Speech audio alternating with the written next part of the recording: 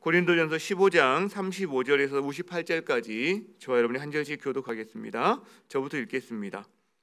누가 묻기를 죽은 자들이 어떻게 다시 살아나며 어떠한 몸으로 오느냐 하리니 어리석은 자여, 내가 뿌리는 씨가 죽지 않으면 살아나지 못하겠고 또 내가 뿌리는 것은 장래의 형체를 뿌리는 것이 아니요 다만 밀이나 다른 것의 알맹이 뿐이로되 하나님이 그 뜻대로 그에게 형체를 주시되 각 종자에게 그 형체를 주시느니라.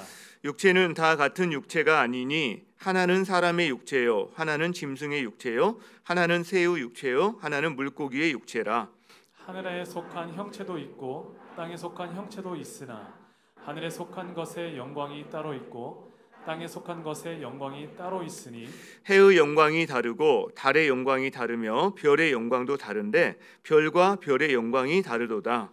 죽은 자의 부활도 그와 같으니 썩을 것으로 심고 썩지 아니할 것으로 다시 살아나며 욕된 것으로 심고 영광스러운 것으로 다시 살아나며 약한 것으로 심고 강한 것으로 다시 살아나며 육의 몸으로 심고 신령한 몸으로 다시 살아나나니 육의 몸이 있은즉 또 영의 몸도 있느니라.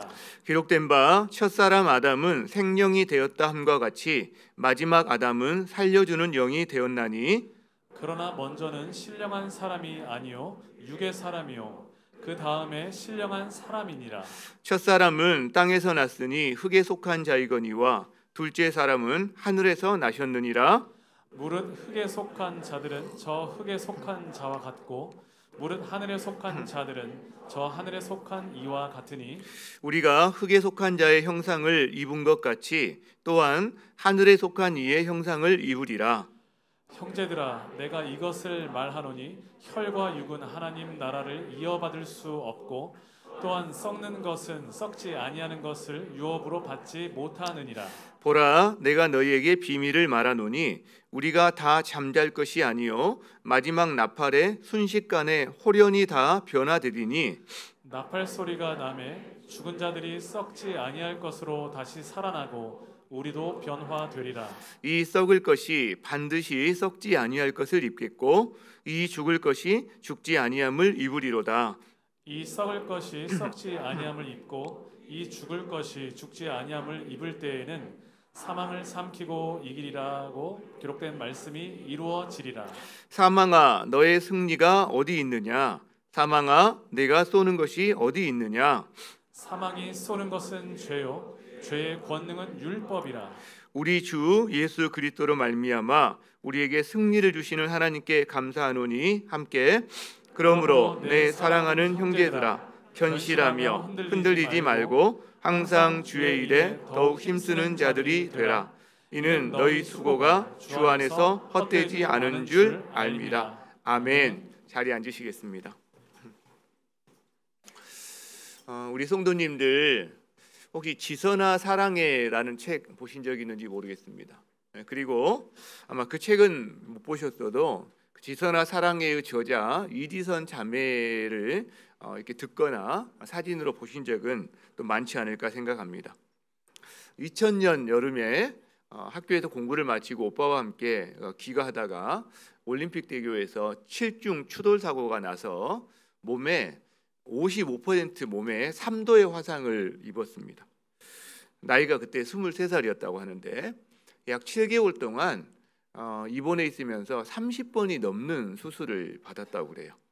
그리고 회복을 했는데 얼굴이나 이제 온 몸은 사실 이전과는 전혀 다른 그런 모양으로 회복이 됐죠. 우리 한번 사진을 한번 보여줄까요? 네. 이게 이제 그 자매님이 힐링 캠프가 나왔을 때 그때 사진이고요. 그 전에 사진하고 이렇게 대조된 사진이 있습니다. 바로 얼마 전에 그 사고 나기 얼마 전에 졸업 사진으로 찍었던 사진과 또 우리 그 지선자매의 모습이 이렇게 나타나는데요. 이 화상이 피부나 신체 조직을 이렇게 파괴하는 거에서 통증이 훨씬 심하다고 합니다. 그리고요 이식을 이제 했잖아요. 이렇게 그 피부를. 그런데 시간이 지나면 이게 수축이 되고 그 다음에 그 변형이 돼서 기능을 못하기 때문에 다시 또 수술을 이렇게 계속해서 해야 되는.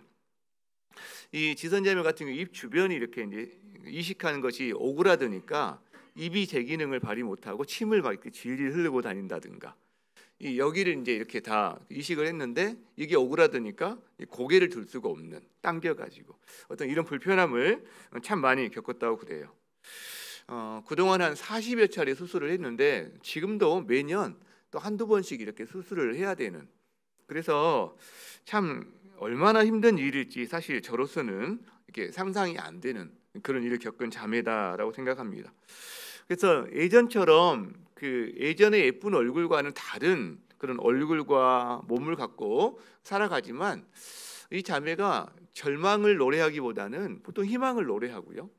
그리고 과거의 슬픔과 아픔만 이야기하기보다는 미래에 대한, 소망에 대한 이야기를 하면서 많은 사람들에게 참 힘이 되고 있는 걸 발견합니다. 제가 오늘 이 고린도전서 15장 부활에 관련된 부분 뒷부분을 묵상하다가 이 이지선 자매가 떠오르는 거예요. 왜냐하면 오늘 이 본문의 질문이 이런 질문이거든요. 우리는 어떤 몸으로 부활하게 될까라는 질문이거든요. 우리가 부활을 할 때 어떤 몸으로 부활하게 되는가, 어떤 모습으로 부활하게 되는가. 여러분, 이런 질문은 우리가 평상시 그렇게 우리가 일반적으로 던지는 질문은 아닙니다. 부활에 대한 생각조차도 우리의 경험과 사고방식 바깥에 있는 거니까 자주 생각 안 하는데, 내가 어떤 모습으로 부활할까, 이런 생각은 더더군다나 안 하는 거죠. 그런데요, 이 지선자매처럼 장애를 가지신 분들, 선천적이든 혹은 살면서 어떤 사고로 후천적이든 장애를 가지신 분들에게는 이 질문이 아마 더 절실하고 와닿는 질문이 아닐까, 이런 생각이 드는 거예요. 근데 사실 이 자매만 장애인이 아닙니다. 저나 여러분 가운데 마음에 상처 없는 분이 있어요? 그렇죠? 상처와 고통이 없는 분이 없죠. 우리가 영적으로도 온전한 분이 있습니까? 없죠. 그러니까 저나 여러분이나 사실은 우리가 신체적인 어떤 장애가 있고 없고 차이는 눈에 띄지만, 정서적으로, 정신적으로, 영적으로 보면 우리들이 다 나름대로 장애를 가진 그런 사람들이 아닐까.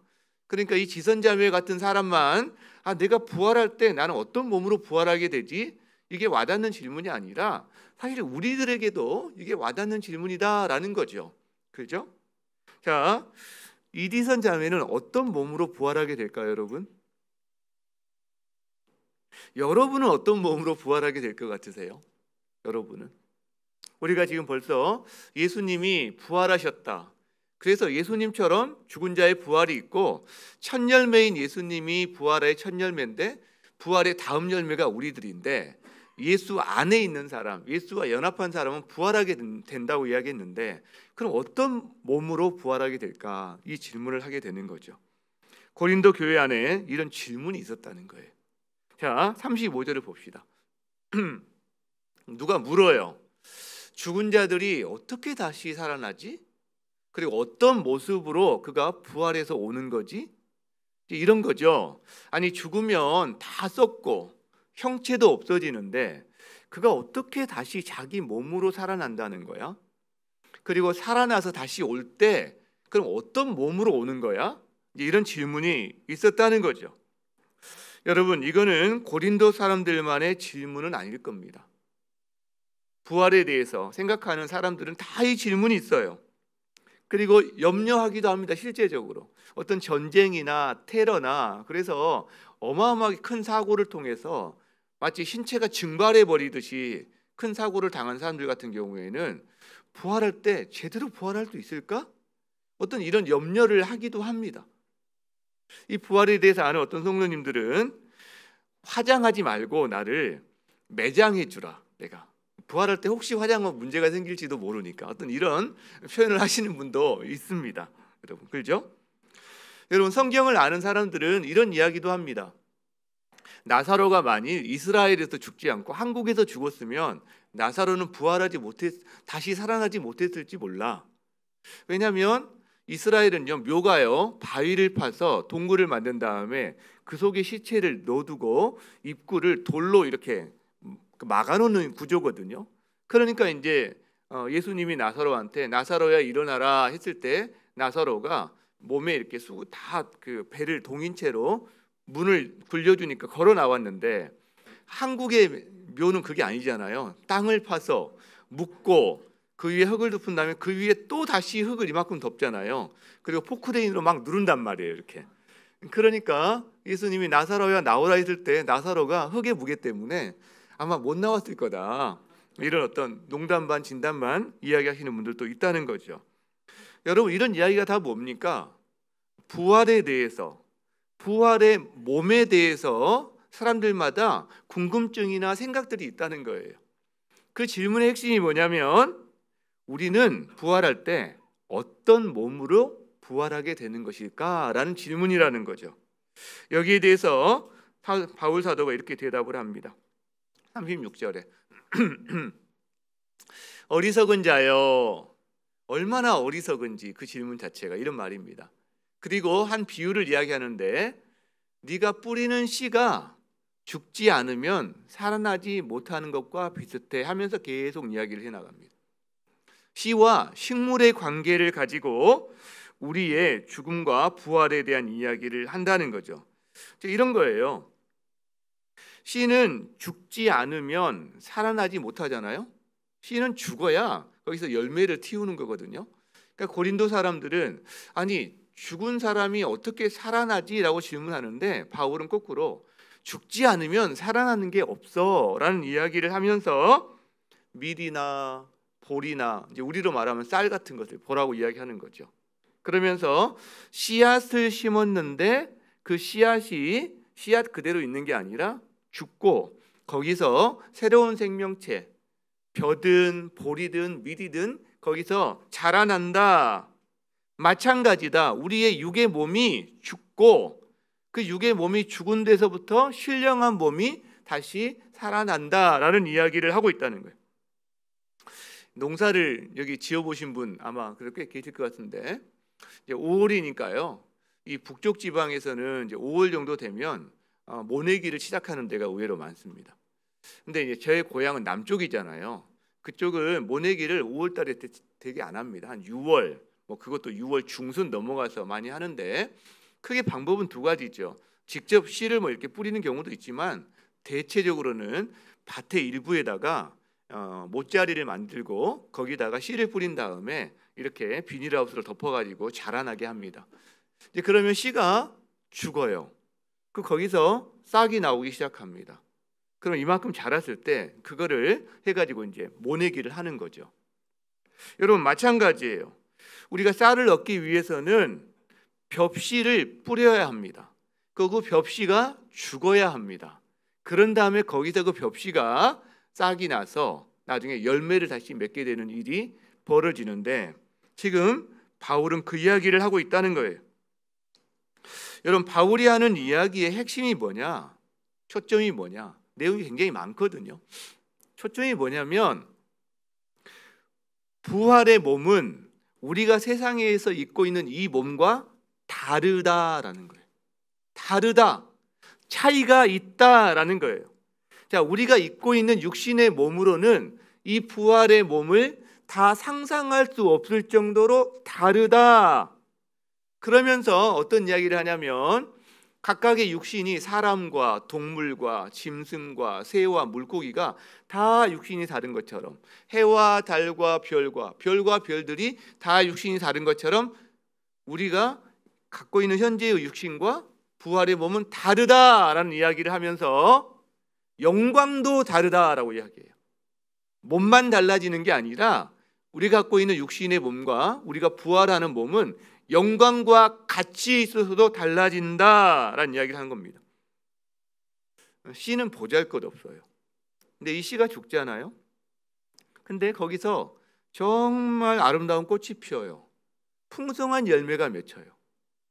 마찬가지라는 거예요. 우리 몸은 이 육의 몸은 어떻게 보면 보잘것없어요. 그런데 이 몸에서 영광스러운 부활의 몸을 나타나고 보게 된다는 거죠.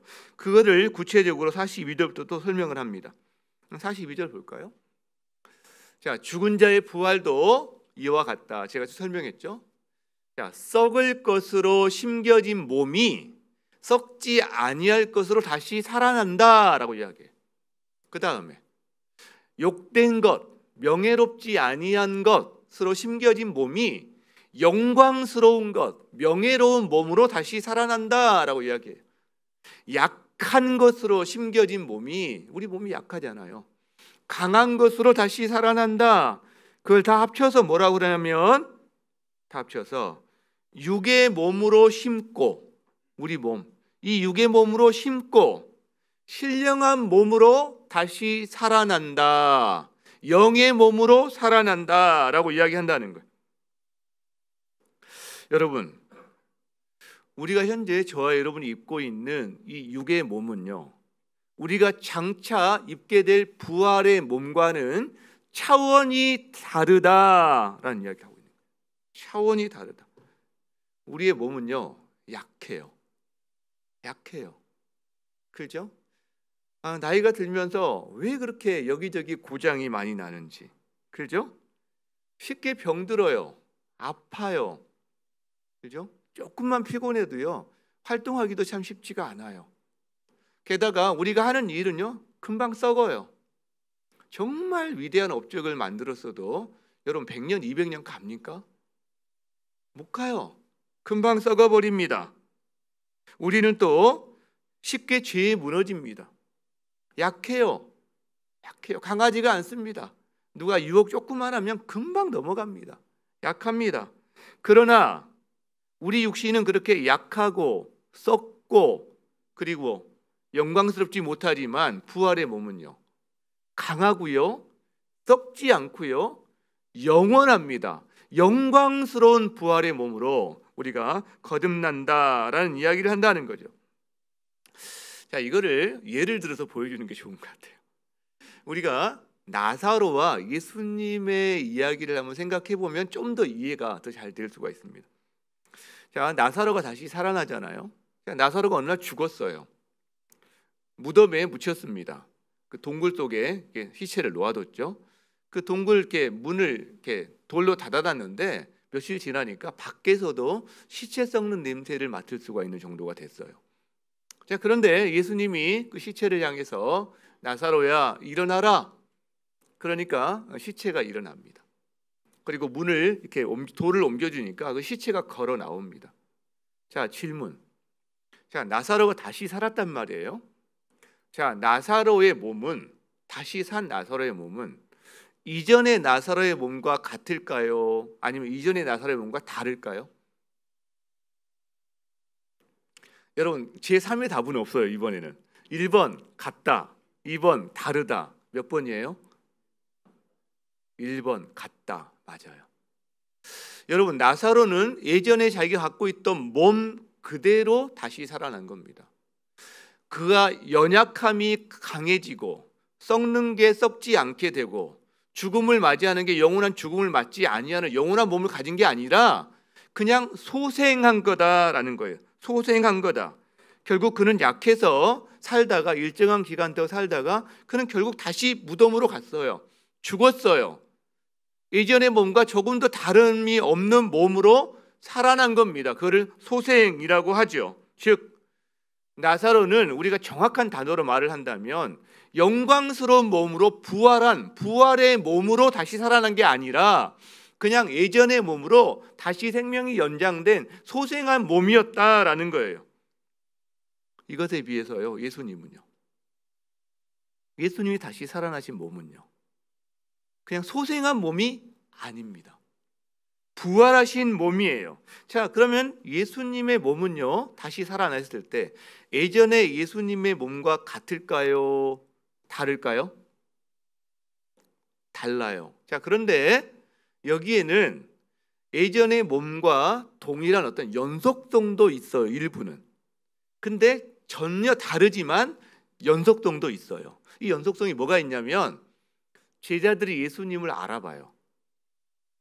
가령 제가 살아났는데 전혀 다른 모습으로 살아나서 제가 가령 엉뚱한 이야기입니다만 예수님이 살아났는데 무슨 사자로 살아났다. 그러면 사람들이 못 알아볼 거 아니에요, 예수님인지. 근데 예수님으로 살아나신 거죠. 그런 면에서 연속성이 있어요. 또 한 가지 연속성이 있는데 제자들이 의심을 참 많이 했어요. 아니 어떻게 살아났죠? 자기 눈으로 봤으니까, 십자가에서 못 박혀 죽으시고 무덤에 묻히시는 걸 봤으니까 제자들이 살아나신 예수님을 보고도 못 믿어요. 그러니까 예수님이 뭐라고 하시죠? 내 손을 봐라, 내 발을 봐라. 못자국이 있는 거죠. 내 여기 뭐 옆구리를 봐라, 창에 찔린 자국이 있는 거죠. 그러니까 부활하신 예수님의 몸이 못자국과 창자국이 있는 거예요. 그러니까 일정한 흔적이 있는 거예요. 예수님의 인생에서 결정적인 어떤 흔적들이 남아 있는 거죠. 그런 면에서는 연속성이 있습니다. 예수님이 누구신지 알아보고 어떤 흔적이 있다는 면에서는 연속성이 있어요. 그러나 여러분, 연속성, 비연속성이 있어요. 전혀 다른 모습으로 부활하십니다. 재미있는 일이 있죠. 제자들이 예수님 돌아가시고 나서 이제 그 제사장들의 칼끝이 자기들을 향해서 온다고 생각하니까 두려워서 집안에 숨어가지고 꽁꽁 문을 다 걸어 잠그고 있었어요. 거기에 예수님이 찾아오세요. 찾아오셔서 똑똑똑 문을 두드리나요? 야, 나야. 아무 말해, 아무. 나 예수님이야. 제발 문 좀 열어. 이렇게 안 합니다. 예수님이 문을 다 잠궈놨는데 쑥 들어오세요. 이전과 다른 신비한 몸을 갖고 계신 거예요. 근데 들어오셔서 제자들이 생선 한 토막을 주시니까 먹을 것이 없니? 그래서 생선 한 토막 주니까 그걸 또 드세요. 그렇죠? 그러니까 우리 몸처럼 음식도 드세요. 근데 우리 몸처럼 몸을 가졌는데 또 이런 어떤 문은 통과해서 다니세요. 그러니까 저희로서는 완전히 상상할 수 없지만 그러나 신비한 몸으로 살아나셨다라는 거죠. 신비한 몸으로 살아나셨다. 즉 예수님의 부활의 몸은 이전과는 차원이 다른 신비한 몸으로 살아나셨다라는 거죠. 어떤 몸으로? 영원한 몸으로, 영광스러운 몸으로, 썩지 아니하는 몸으로, 강한 몸으로 이 땅에 계실 때 육신이 갖는 한계가 없는 그런 몸으로 살아나셨다라는 거죠. 여러분들 가장 중요한 거는 우리도 그렇게 된다는 거예요. 여러분. 우리도 예수님 안에서 예수님처럼 부활한다는 거죠. 저와 여러분의 부활은 소생이 아닙니다. 나 소생하라고 그러면 소생 안 하고 싶을 것 같아요. 가령 제가 몇 살이 하나님께 갈지는 모르지만 한 80이나 이를테면 요즘 보통 80은 넘으시니까 80병대 갔다고 칩시다. 그러면 눈도 침침할 거고 이빨도 흔들릴 거고 기억력도 별로 없을 거고 체력도 별로 없어가지고 금방 한 몇 킬로만 걸으면 피곤해 죽을 텐데 그 몸으로 그대로 소생해서 한 몇 년 더 살게 한다 그러면 너무 힘들 것 같아요. 오히려 나를 왜 살리셨어? 그럴 것 같아요. 저 소생하고 싶지 않아요. 부활하고 싶지. 여러분 우리는 소생이 아니라 부활한다는 거예요. 영광스러운 몸으로, 강한 몸으로 부활한다는 거죠. 자, 그를 요한일서 3장 2절에서 이렇게 이야기합니다. 세 번역으로 사랑하는 여러분, 이제 우리는 하나님의 자녀입니다. 예수님 안에서 하나님의 자녀가 됐죠. 앞으로 우리가 어떻게 될지는 아직 밝혀지지 않았습니다만, 즉 예수님이 재림하셔서 우리에게 오실 때 우리가 어떤 모습으로 변하게 될지 우리에게 모든 것이 알려지지는 않았다라는 말이죠. 그러나 주님께서 나타나시면, 즉 재림하시면 우리도 그와 같이, 즉 예수님, 예수 그리스도와 같이 될 것임을 압니다. 우리가 모든 것을 아는 건 아니지만 한 가지 아는 것은 있습니다. 우리가 예수님처럼 된다는 것입니다. 그리고 그때 우리는 그를 참 모습, 예수님의 부활하신 참 모습대로 그대로 두 눈으로 뵙게 될 것이기 때문입니다. 여러분 우리는요, 우리가 예수님처럼 변화가 돼요. 그리고 그 예수님을 만나게 되는 거예요. 예수님이 이 땅에 계실 때 부활하신 자기의 모습을 우리에게 언뜻 보여주신 적이 있습니다. 실제 부활하셔서 제자들에게 나타나신 모습도 있었고 그 전에 변화산에서 변화되신 모습으로 우리에게 보여주신 게 있었다는 거죠. 그때요 예수님의 용모가 변합니다. 얼굴이 변합니다. 예수님을 알아보지만 얼굴이 변해요. 그리고요 옷도 아주 빛의 섬광처럼 휘어집니다. 이거를 고대 사람들은 예수님 머리 뒤에다가 그 동그라미를 그리는 걸로 표현한 거죠. 어떻게 보면 그런 식으로 그렇게 변합니다. 그러니까 영광스러운 모습으로 변화되는 거예요. 근데 우리도 그 예수님처럼 영광스러운 모습으로 변화되는 겁니다. 이걸 천사들이 부러워한다고 그랬어요. 천사들이. 왜? 천사들은 그렇게 변화되지 않거든요. 우리만 그렇게 변화된다는 거예요. 자, 선천적인 장애를 갖고 태어나신 분, 이 땅에 살면서 어떤 사고로 후천적인 장애를 갖게 되신 분들, 그것 때문에 고통하고 아파했던 분들, 여러분 어떻게 될까요? 다 회복될 거예요. 노년에 이런저런 육체의 연약감 때문에 고통하고 아파하는 분들, 자기 자녀가 장애인이어서 평생 눈물로 뒷바라지하신 분들, 부모님의 연약한 부모님을 봉양하느라고 또 이렇게 저렇게 눈물 짓는 분들, 주님께서 눈물을 닦아주신다는 거죠. 온전히 회복시킨다는 거죠. 완전한 하나님의 형상으로, 그 안에 하나님이 원래 허락하셨던 온전한 하나님의 형상으로 그가 영광스러운 모습으로 변화된다는 거죠. 이것이 부활의 몸을 입은 우리의 모습입니다. 몸만 바뀌는 게 아니에요. 여러분, 모습만 바뀌는 게 아니에요. 우리의 존재가 바뀝니다. 존재가 바뀌면요, 우리의 욕구도 바뀝니다. 이 땅에서 수없이 많은 욕구의 연약함에 우리가 무너지거든요. 그러나 우리 욕구 자체가 바뀌는 거예요. 그리고요, 우리의 이성, 지성, 우리의 영성, 우리의 감정, 이 모든 것이 놀랍도록 고양이에요. 왜? 존재 자체가 바뀌어요. 존재 자체가. 우리가 현재 갖고 있는 이성과 도덕성과 감성과, 저 같은 사람 소망이 있는 거죠. 저는 이성이 주로 발전된 사람이고요, 감성보다는. 그러나 제가 부활의 몸을 입게 됐을 때는 감성도요, 여러분 못지않게 저도 이렇게 아마 고양됐을 거다. 저도 그런 소망이 있습니다. 소망이 있어요.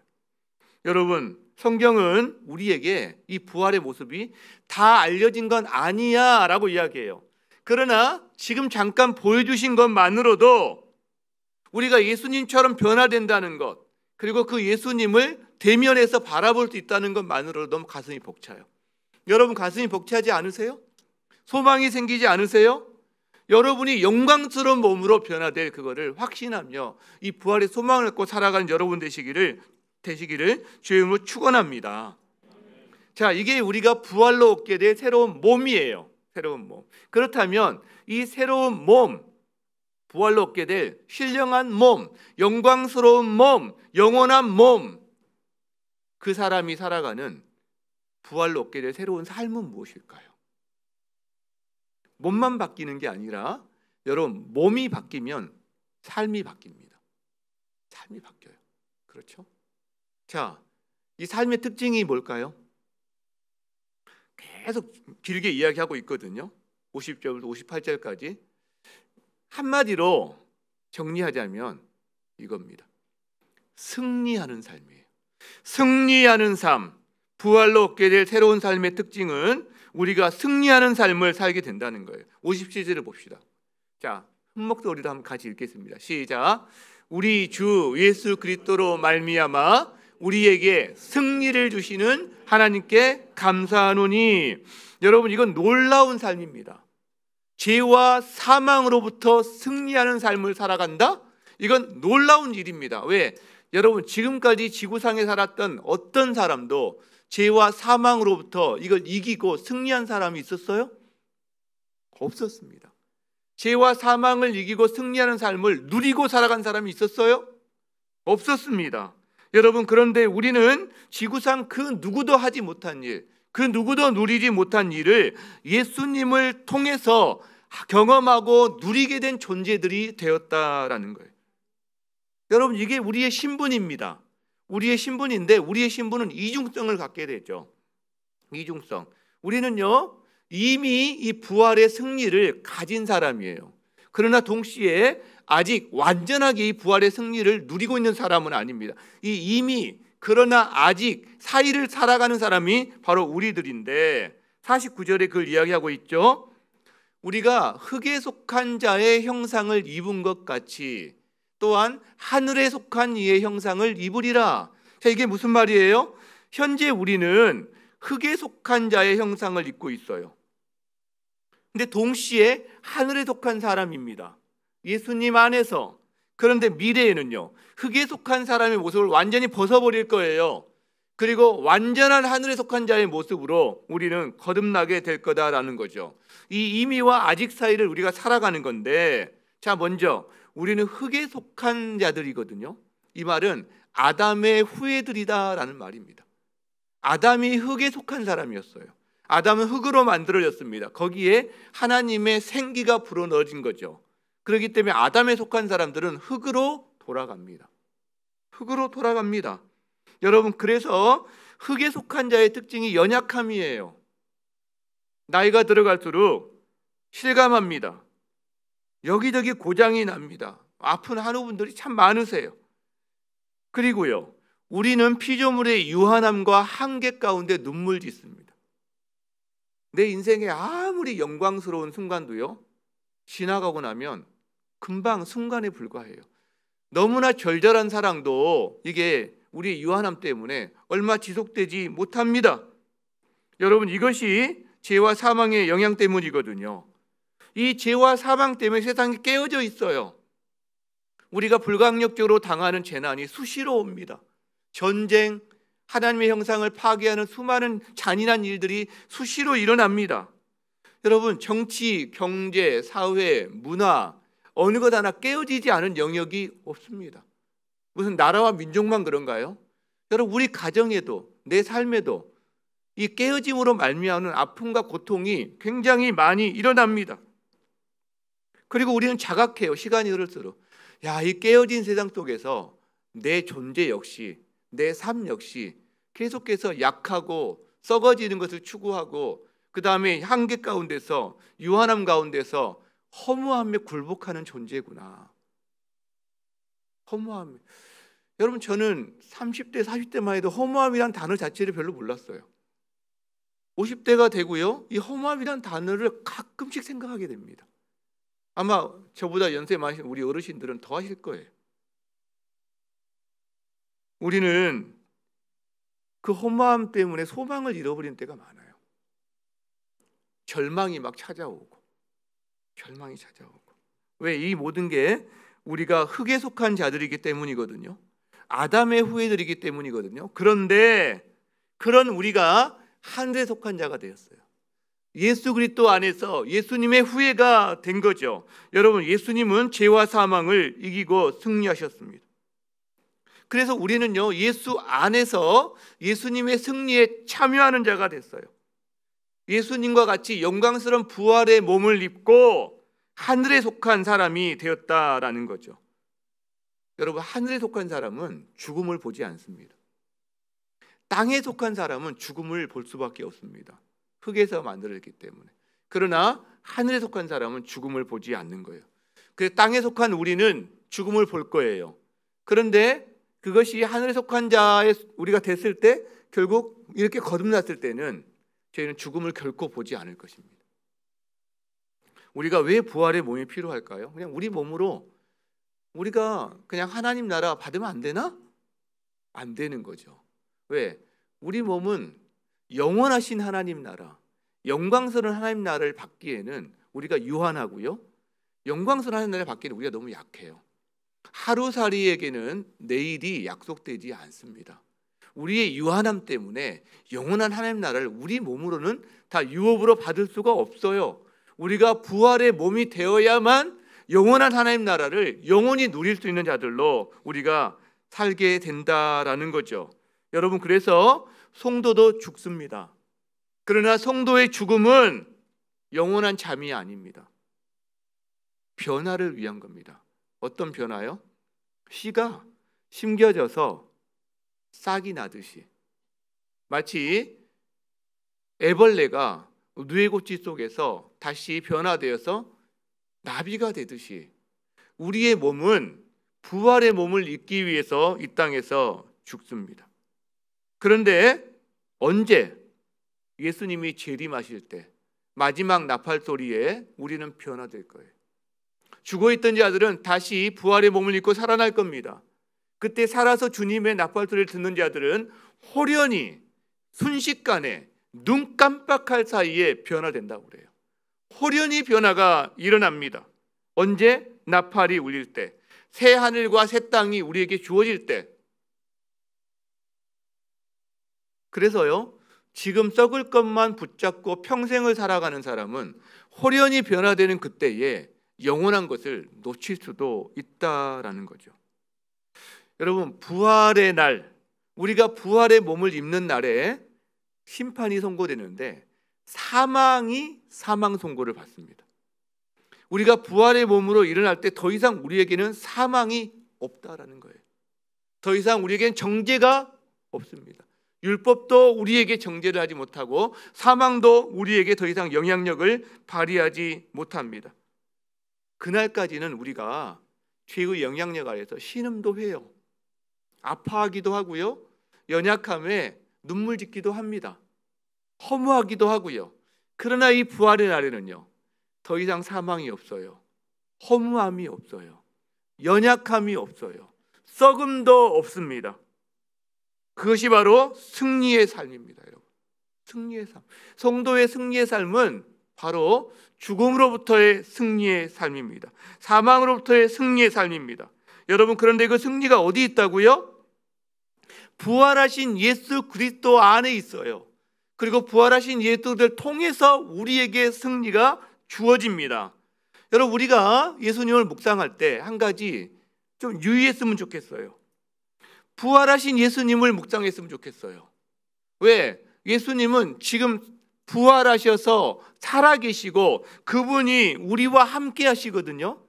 우리가 십자가에 달리신 예수님을 묵상하는 때가 많습니다. 필요합니다. 우리에게 모든 것을 내어주신 주님, 자기의 모든 것을 희생하신 주님, 우리를 그토록 사랑하시는 주님, 이 묵상이 필요합니다. 그러나 예수님을 거기서 십자가에서 죽으시고 무덤에 장사되신 분으로만 멈춰버리면 안 됩니다. 왜? 무덤에 계시지 않는단 말이에요. 그분은 일어나셨어요. 빈 무덤입니다. 그죠? 살아나셨어요. 왜? 살아나셔서 우리와 함께 하신단 말이에요. 여러분의 삶에 개입하신단 말이에요. 도우신단 말이에요. 여러분, 시편 23편 너무 좋아하시죠? 부활하신 주님을 대입해서 한번 묵상했으면 좋겠어요. 부활하신 주님. 여호와는 나의 목자시니, 그냥 뭔가 산할아버지 같은 그런 분이 아니라 죽음을 이기시고 부활하신 권능의 하나님이 나의 목자, 나의 인도자가 되시는구나. 내가 사망의 음침한 골짜기 갈 때 그분은 이미 그걸 겪으셨어요. 나와 함께 하시는구나. 그분이 나를 푸른 초장으로 실만한 물가로 인도하시는 분이시구나. 그걸 원하시거든요. 여러분, 우리 삶이 얼마나 공고합니까? 얼마나 힘듭니까? 아픔과 신음이 끊어지지 않는 삶이잖아요. 그런데 주님이, 그 모든 걸 감당하신 주님이 부활하셔서 지금 살아계시고 우리와 함께 계시다는 거죠. 여러분, 예수님이 우리의 목자가 되십니다. 아멘? 어떻게 해요? 그분이 지금 살아계시거든요. 우리와 함께 하시거든요. 그분이 여러분을 푸른 초장으로 실만한 물가로 인도하십니다. 아멘? 어떻게 해요? 무덤에 계시지 않고 살아나셔서 여러분과 함께 계시거든요. 여러분이 사망은 음침한 골짜기 다녀도요, 주님이 함께 하실 수가 있어요. 주님이 죽음을 이기고 부활하셨거든요. 지금 살아계신단 말이에요. 여러분, 주님을 무덤에 가두지 마세요. 우리가 주님의 죽음을 애도하면서 눈물 짓는 그런 사람으로 자기를 자리매김하지 마시기 바랍니다. 우리는 고아가 아닙니다. 우리의 아버지이신, 우리의 하나님이신 예수님이 죽으셔서 이제 우리는 맨날 제사만 지내야 되는 그런 고아가 아니에요. 여러분, 우리는 장례를 치르는 그런 아이 아닙니다. 장례는 이미 끝났어요. 살아나셨어요. 오셨어요. 어떻게 되는 거죠? 우와 하면서 부둥켜 안고 기뻐하며 함께 살아가는 거죠. 그 부모와 함께 새로운 삶을 꿈꾸며 살아가는 거죠. 여러분, 그래서 승리는 이미 우리 것입니다. 승리는 이미 우리 것입니다. 우리 주 예수 그리스도로 말미암아 우리에게 승리를 주시는 하나님께 감사하노니, 여러분, 이게 주님이 우리에게, 여러분에게, 저에게 바라는 삶인 거 믿으십니까? 십자가에 달리신 죽음, 그 예수님 뿐만 아니라 죽음에서 부활하신 예수님을 묵상하고 그 주님과 동행하는 삶을 살아간 여러분 되시기를 주의 이름으로 축원합니다. 말씀을 마무리하고자 합니다. 58절에 그래서 우리가 어떻게 살아야 되는지 이런 이야기를 하고 있는데 한번 한 목소리로 읽겠습니다. 시작. 그러므로 내 사랑하는 형제들아, 견실하며 흔들리지 말고 항상 주의 일에 더욱 힘쓰는 자들이 되라. 이는 너희 수고가 주 안에서 헛되지 않은 줄 알미라. 두 가지 이야기를 합니다. 스탠드 펌, 네 자리에서 굳게 서라. 흔들리지 마라. 부활이 없다고 또 다른 어떤 의심을 가지고 막 할 때 흔들리지 마라. 굳게 서 있어라. 그 다음에 항상 주님의 일에 더욱 힘쓰는 자들이 되어라. 왜냐하면 너희가 한 모든 수고가 주님 안에서 결코 헛되지 않아. 허무하지 않아. 어제 우리가 했던 죽전 어린이 축제, 이웃사랑 꽃나눔 결코 헛되지 않아. 주님께서 말씀해 주신다는 거죠. 여러분의 기도가 여러분의 이웃을 향한, 자녀를 향한 기도와 작은 손길 하나가 주 안에서 헛되지 않아 라고 말씀하신다는 거죠. 저는 이 구절을 묵상할 때 앞에서 나누었던 이지선 자매가 또 생각이 나더라고요. 이 자매가요, 미국으로 이제 유학을 갔습니다. 두 가지 목적이 있는 것 같은데, 하나는 아마 한국에서 이렇게 그런 얼굴을 갖고 살아가는 게 이게 보통 어려운 게 아닌가 봐요. 그래서 어떤 그런 부분도 있고, 또 하나는 자기처럼 어려운 사람들을 돕기 위해서 공부를 하러 간 거죠. 뭐 재활, 또 사회복지 이런 걸 공부를 하러 갔습니다. 제가 거기 공부하고 있던 중에 한국에 재활병원 건립을 위해서 이렇게 재단을 만들었던 데서 지속적으로 접촉을 하면서 이 자매에게 한 가지 홍보대사 역할을 부탁을 한 거죠. 그러면서 2009년쯤에 거기서 뉴욕 시민 마라톤 대회가 있는데 이 홍보를 위해서 이 자매에게 마라톤 일정 구간만 좀 뛰어달라고 요청을 한 거예요. 근데 이게 사실은 참 어려운 일이랍니다. 화상 환자는 이 피부로 호흡이 안 되니까 이 마라톤 이런 거 굉장히 위험할 수도 있다고 하는 그런 부분이 있대요. 근데 이 자매가 제가 9년 동안, 그때 아마 9년이 지난 시점인 것 같아요. 9년 동안 숨쉬기 운동밖에 안 해봤는데 한번 해보겠습니다 하면서 이제 도전을 한 거예요. 자, 그래가지고 이제 뉴욕 그 아마 11월 1일 날 보통 있는 것 같은데 그 마라톤에 출전을 했습니다. 출발하기 전에 그 재단 쪽에서 요청을 하기를 한 5km 정도만 어쨌든 한번 가주시고 힘들면 지하철 타고 돌아오세요, 이런 부탁을 했다고 합니다. 보통 마라톤 코스 여기서 출발을 하면 갔다가 돌아와서 여기서 끝내는 걸로 보통 마라톤 하잖아요. 그러니까 다시 가다가 돌아오라는 거죠. 근데 이제 그렇게 해서 출발을 시켰는데 사람들이 다 이제 한 3시간 넘어가니까 4시간 넘으면 다 들어오잖아요. 이제 안 들어오는 거 당연히 6시간이 넘어도 안 들어오고 7시간이 넘어도 안 들어오는 거예요. 이제 해가 뉘엿뉘엿 넘어가면서 사람들이 다 철수하기 시작하고 전광판도 끄고 다 정리하기 시작합니다. 막 전광판 끌려고 하는 그 시점에 저기서 지선자매가 가려고 있는 거예요. 그때 시간이 한 7시간 22분 정도 이렇게 걸렸대요. 7시간 22분.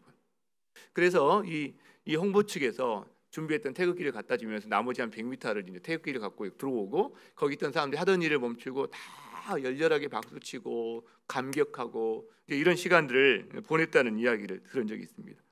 그 소식을 이제 고국에 계신 부모님과 통화하면서 서로 울고 이런 이야기를 들었는데, 근데요 나중에 이제 이 자매 이야기를 들어보니까 이제 그런 거예요. 처음에 달리는데 심장이 터질 것 같더래요. 그래서 포기하려고 했답니다. 그러니까 못 뛰니까 이제 좀 걷기 시작했는데 걷다 보니까 다리가 아프고 허리가 아프고, 여러분 9년 동안 한 번도 운동을 안 한 사람이 지금 갑자기 하고 있으니 거의 자기가 죽을 맛이었대요. 포기하려고 하던 순간에 피켓을 들고 자기 이름을 부르면서 목이 터져라 응원한 사람을 봤다는 거예요. 그걸 보는 순간 힘이 생기더라는 거죠.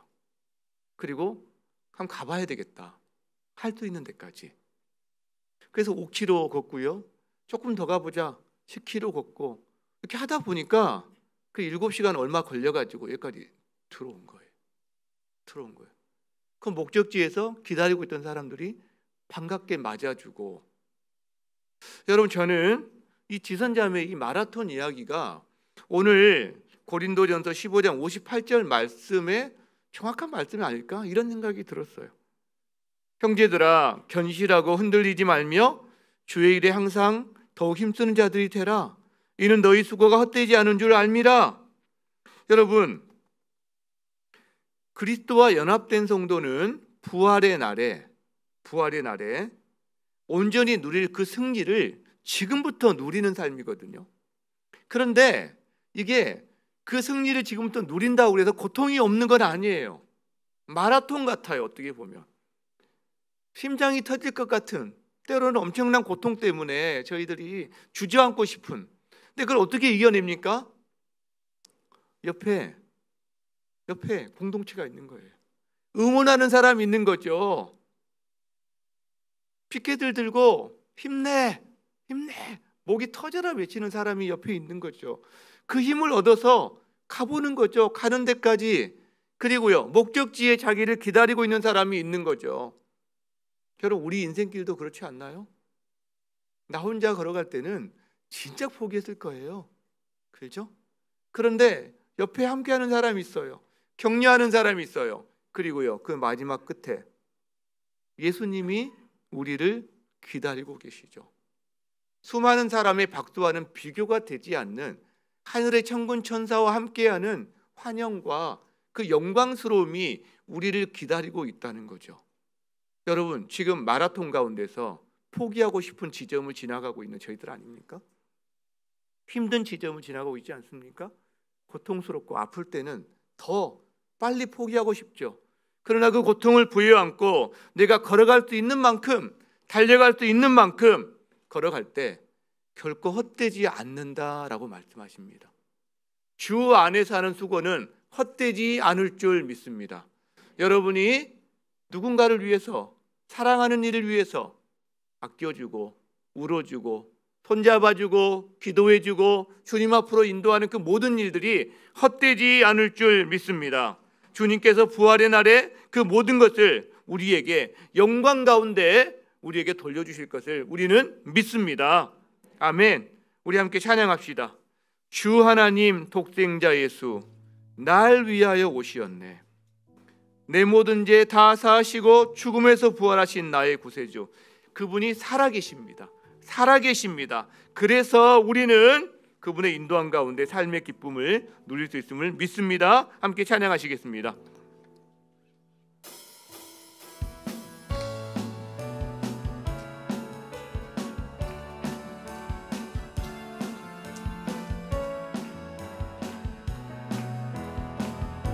주 하나님 독생자의 날 위하여 오시었네. 내 모든 죄 다 사하시고 죽음에서 부활하신 나의 구세주, 살아계신 주, 나의 참된 소망, 걱정 근심 전혀 사랑의 주,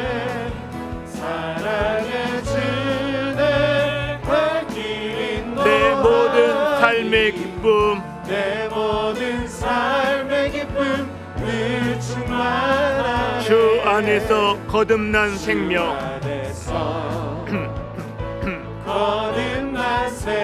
도우시는 주의 사랑, 참 기쁨과 확신 가지고 예수님의 도우심을 믿으며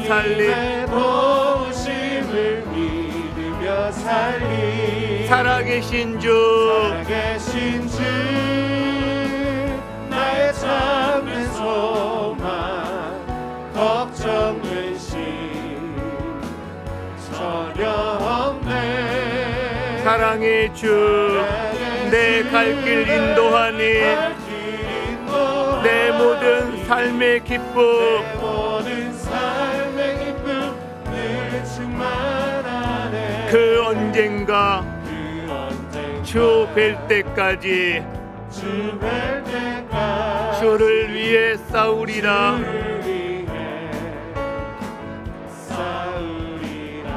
승리의 길 멀고 험해도 주님께서 나의 앞길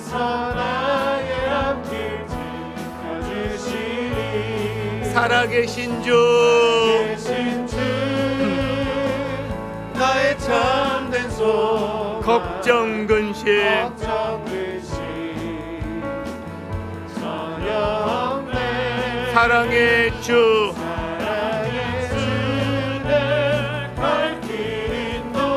내 모든 삶의 기쁨 살아계신 주 나의 참된 소망 걱정 근심 전혀 없네. 사랑의 주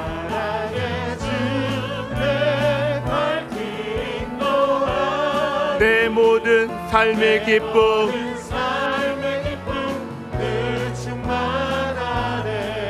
아멘 아멘.